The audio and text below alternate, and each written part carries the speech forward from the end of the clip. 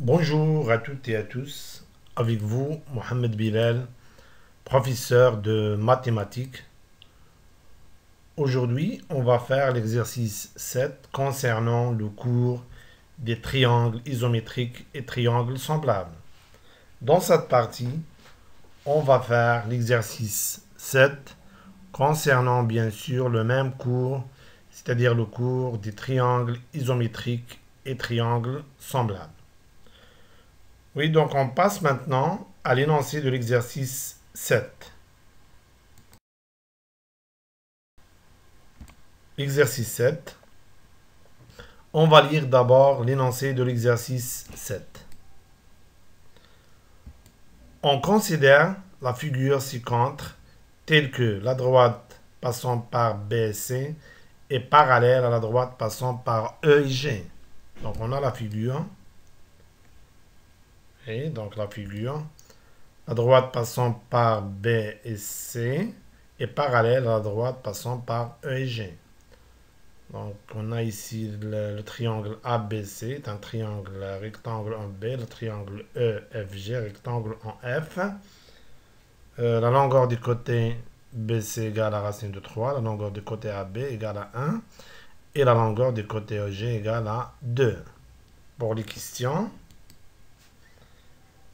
montrez que la distance entre A et C égale à 2. Question 2. Montrer que les deux triangles ABC, donc ABC et EFG sont isométriques. Pour la question 3, montrer que les deux triangles AME et EFG sont semblables. Et la dernière question, on déduire que la distance entre E et A sur la distance entre E et M égale à 2 racines de 3 sur 3. Donc, j'espère que les questions sont claires pour tout le monde. Maintenant, on passe à la solution de l'exercice 7. Donc, passons à la solution de l'exercice 7. Solution d'exercice 7. On commence par la première question. Donc d'abord la figure. La première question. Montrons que la distance entre A et C égale à 2. Donc on sait qu'il y a plusieurs méthodes pour calculer la distance entre deux points.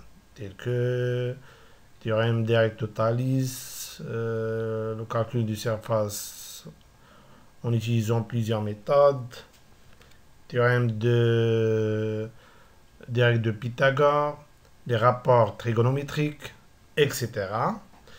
Mais ici, donc, on remarque que le triangle ABC est un triangle rectangle, ceci d'après les données de l'exercice. Et on remarque aussi qu'on connaît la longueur du côté AB et la longueur du côté BC. Oui, donc c'est-à-dire que les deux conditions d'application du théorème d'Eric de Pythagore sont vérifiées. Donc bien sûr qu'on va choisir l'application du théorème d'Eric de Pythagore. Par application du théorème d'Eric de Pythagore sur le triangle ABC, qui est rectangle en B, on obtient, donc on commence, donc on sait que dans un triangle rectangle, le carré de la longueur de l'hypoténuse égale à la somme des longueurs, à la somme des carrés des longueurs des autres côtés. Donc, c'est mieux de commencer par l'inconnu. Donc ici, l'inconnu, c'est la longueur de l'hypoténuse AC. Donc, on commence par AC. Ce n'est pas obligatoire, mais c'est mieux. Donc, on obtient AC au carré égale à AB au carré plus BC au carré. Remplaçons chaque expression par sa valeur. Donc, on sait d'après les données que AB égale à 1 et BC égale à racine de 3. Donc, on obtient AC au carré égale à 1 au carré plus racine de 3, le tout au carré égale à 1 plus 3 égale à 4. On sait que l'équation x au carré égale à a, si a est strictement positif, admet deux solutions, racine de a et moins racine de a.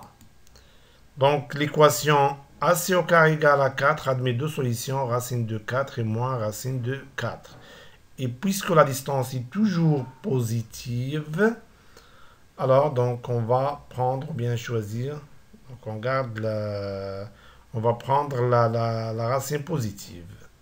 C'est-à-dire racine de 4, c'est-à-dire que AC égale à racine de 4. Et racine de 4, 4 est un carré complet, donc racine de 4, on peut écrire racine de 2 au carré qui égale à 2, parce que racine de A au carré égale à A, bien sûr, c'est A est positif.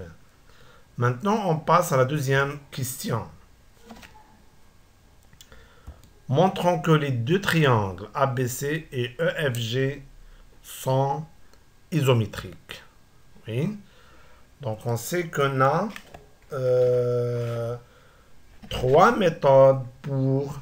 Donc, bien sûr, on pense à utiliser trois méthodes pour montrer que deux triangles sont isométriques. Donc, on a nommé ces méthodes par des cas. Donc, le premier cas d'isométrie, deuxième cas d'isométrie. Donc, le premier cas d'isométrie dit si deux triangles, donc on fait un petit rappel, si deux triangles ont leur côté 2 à 2 de même longueur, alors ils sont isométriques. Pour le deuxième cas d'isométrie, ou bien la deuxième méthode, si deux triangles ont un angle de même mesure compris entre deux côtés respectivement de même longueur, alors les deux triangles sont isométriques. Et pour le troisième cas d'isométrie, ces deux triangles ont un côté de même longueur adjacent à deux angles respectivement de même mesure, alors les deux triangles sont isométriques. Oui, donc pour nous, on va utiliser le deuxième cas. Donc on pense à utiliser, donc c'est pas la seule méthode, bien sûr. Donc on pense à utiliser le deuxième cas d'isométrie, c'est-à-dire qu'on va montrer que les deux triangles ABC et EFG ont un angle de même mesure compris entre deux côtés respectivement de même longueur. Oui. Donc on commence d'abord. Donc qu'est-ce qu'on remarque? Donc on remarque que les deux angles ACB et FEG sont deux angles. Donc sont deux angles alternes. Donc ACB et FEG sont deux angles alternes internes et déterminés par les deux droites parallèles, deux parallèles. Donc on a le parallélisme nous permet de dire que ces deux angles ont la même mesure. Oui. Par les deux droites parallèles, BC et EF, et la droite séquente, c'est EC. Donc on a deux droites parallèles et une séquente qui est EC. Donc ces deux angles ont la même mesure. Alors, ACB, la mesure de l'angle ACB égale la mesure de l'angle FEG. Donc notons cette relation, la relation 1. Oui.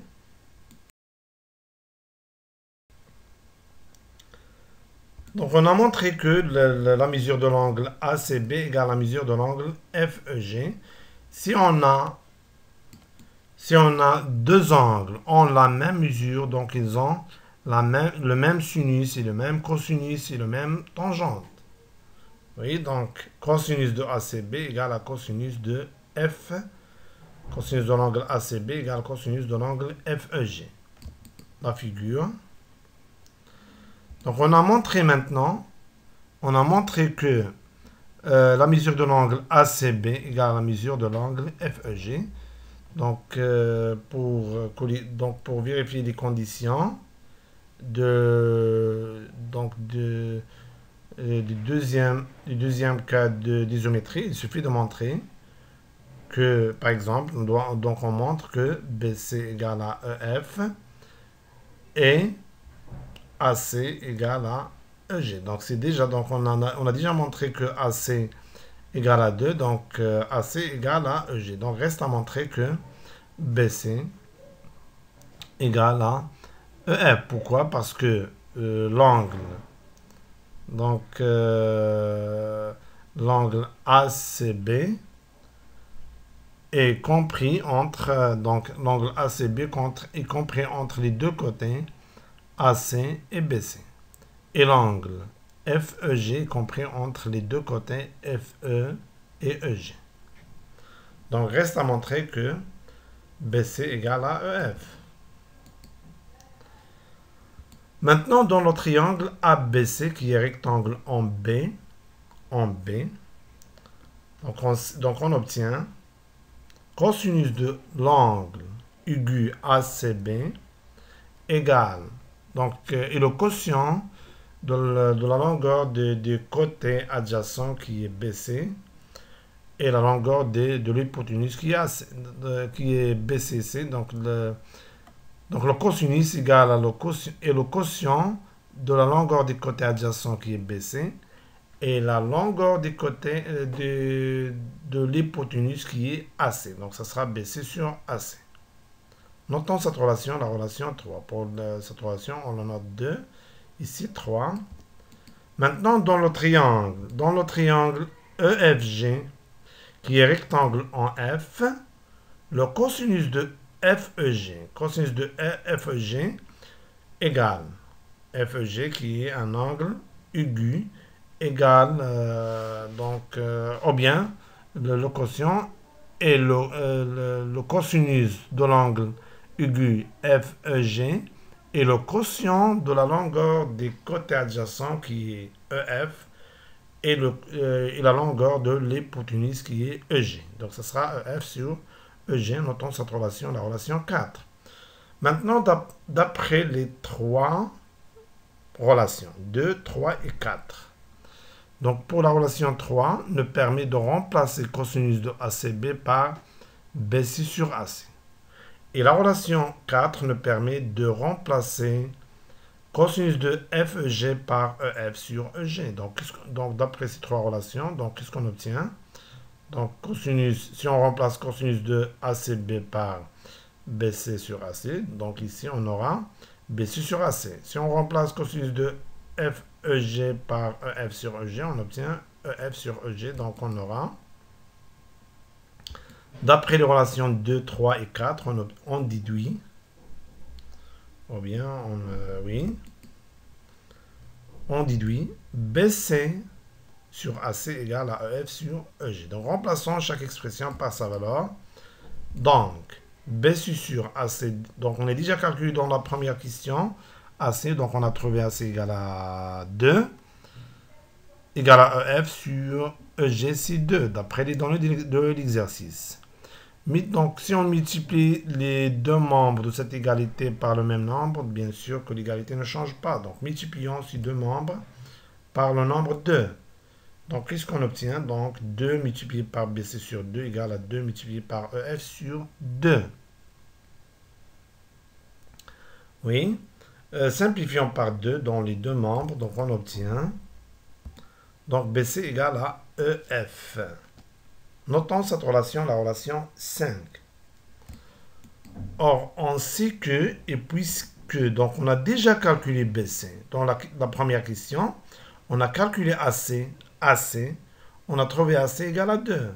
Et d'après les données, on a EG égale à 2, la distance entre E et G. C'est-à-dire que la distance entre A et C égale à la distance entre E et G. Maintenant, on va utiliser la relation 1. Dans la relation 1, on a montré que ACB, la mesure de l'angle ACB, égale à la mesure de l'angle FEG. Et dans la relation 5, on a la distance entre BC égale à la distance entre EF. Et la relation 6, la distance entre A et C égale à la distance entre E et G. Et puisque l'angle ACB est un angle compris entre les deux côtés BC et AC. Et l'angle FEG est un angle compris entre les deux côtés EF et EG. Donc, c'est-à-dire qu'on a montré que les deux triangles ABC et FEG ont un angle de même mesure compris entre deux côtés respectivement de même longueur. Et ceci, bien sûr, d'après les relations 1, 5, 6. Donc, si on utilise le deuxième cas d'isométrie, donc on déduit que les deux triangles ABC et EFG sont isométriques. Donc, oui. D'après les relations 1, 5 et 6, et en utilisant le deuxième cas d'isométrie, on déduit que les deux triangles ABC et EFG sont isométriques. Ici, donc, manque un S isométrique.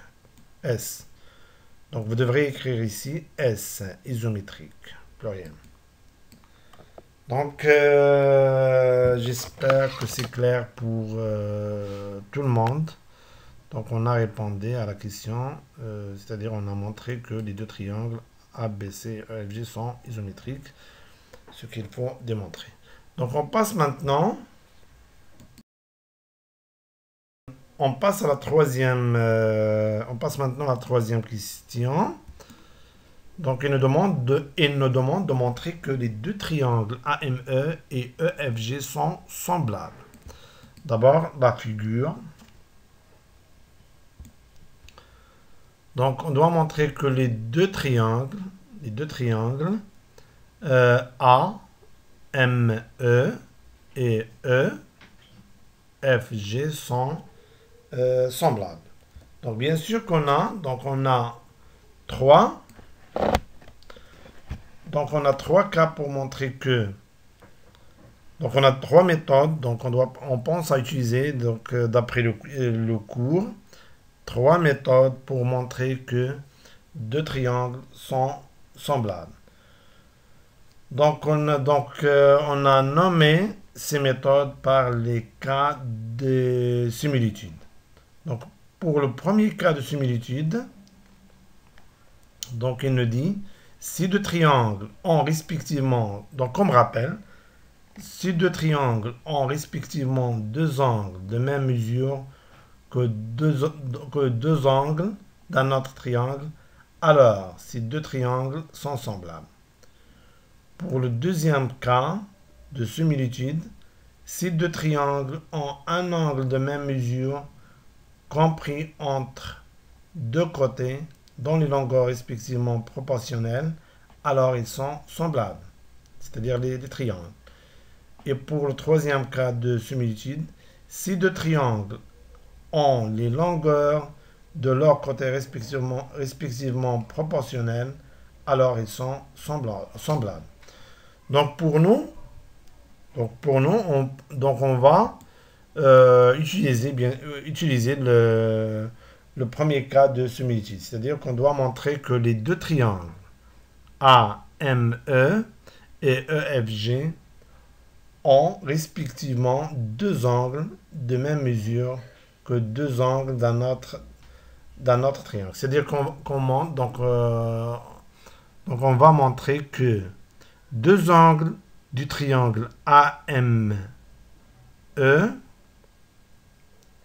sont ou bien ont la même mesure que deux angles dans le triangle EFG.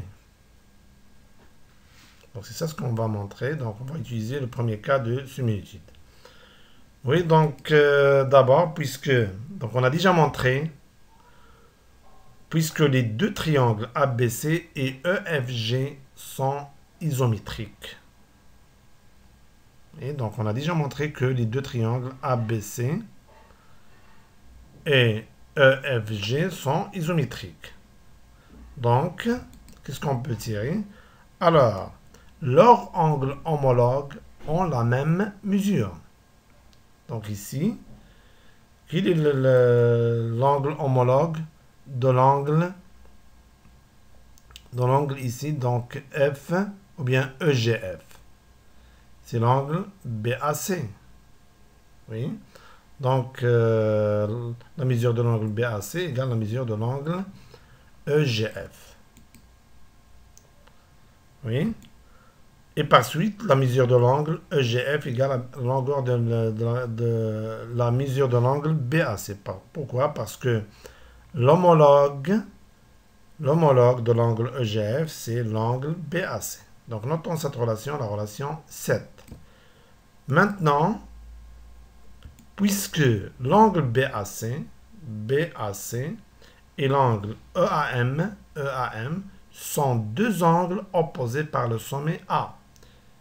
Donc, ils ont la même mesure, parce que deux angles opposés par le sommet ont la même mesure.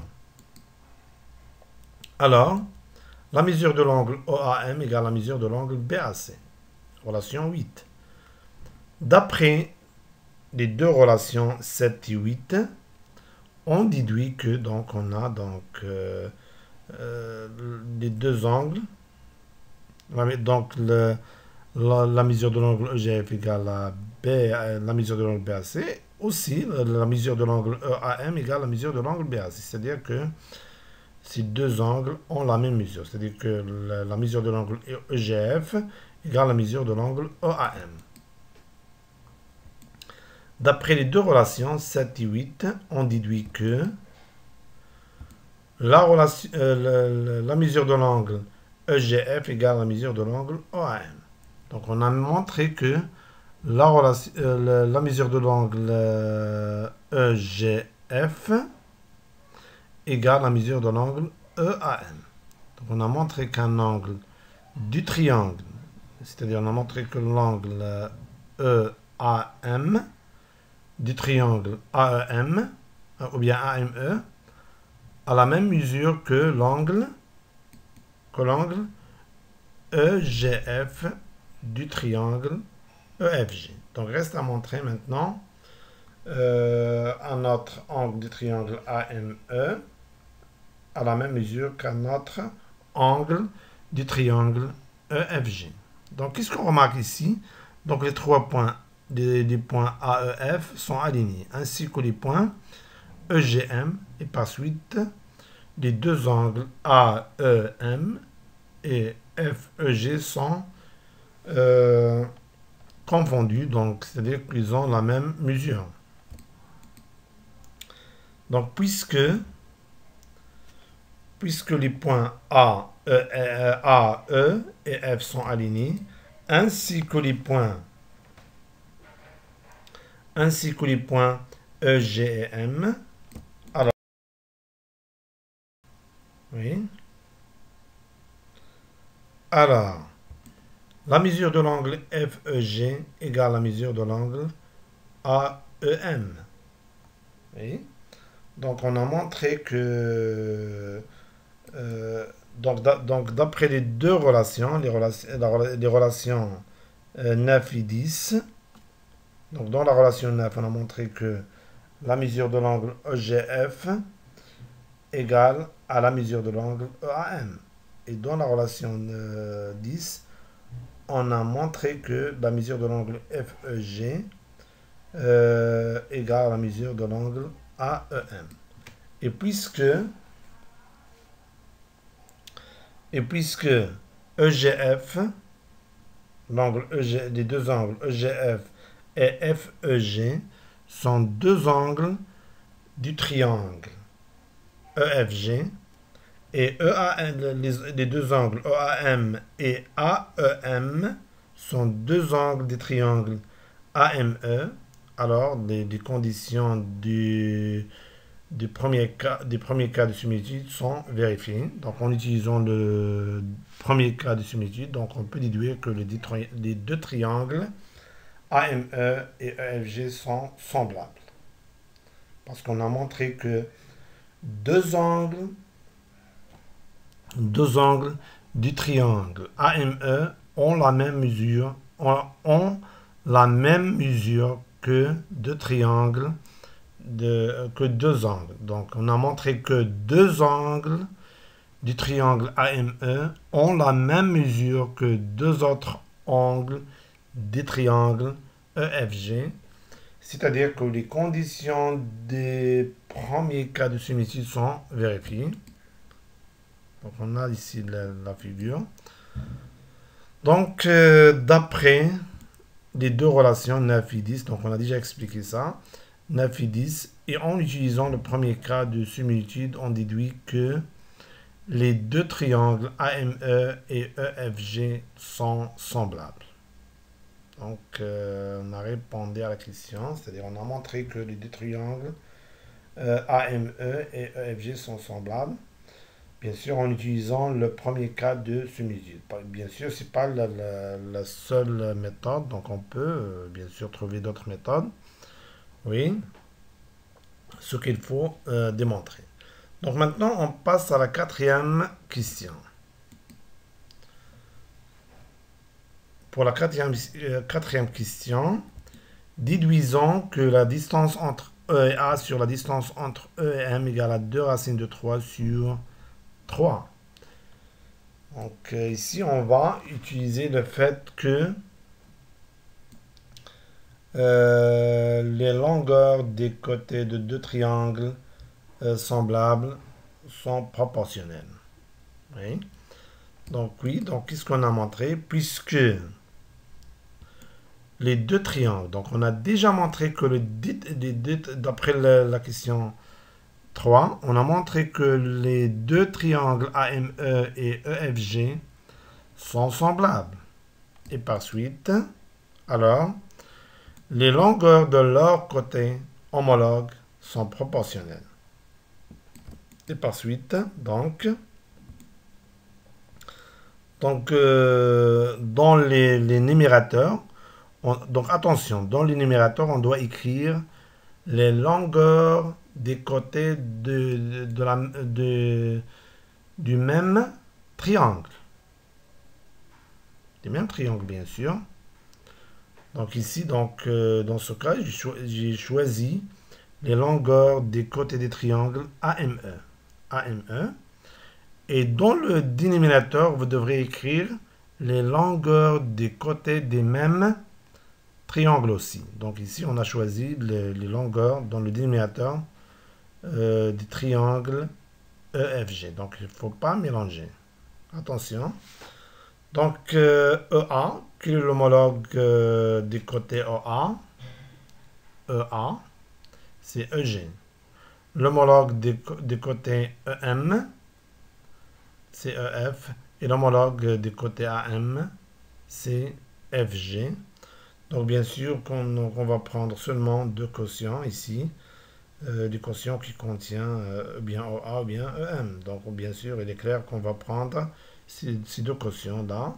Le quotient OA sur EG et EM sur EF. Donc pour AM sur FG, donc on ne va pas l'utiliser. Donc, EA sur EG, la distance entre EA sur la distance entre EG égale la distance entre E et M sur la distance entre E et F. Remplaçons chaque expression par sa valeur. Donc, on aura EA sur EG égale à 2. Et ici, EF, donc on a déjà montré que la distance entre E et F égale la distance entre B et C. C'est déjà démontré ça. Donc, on a déjà montré ça.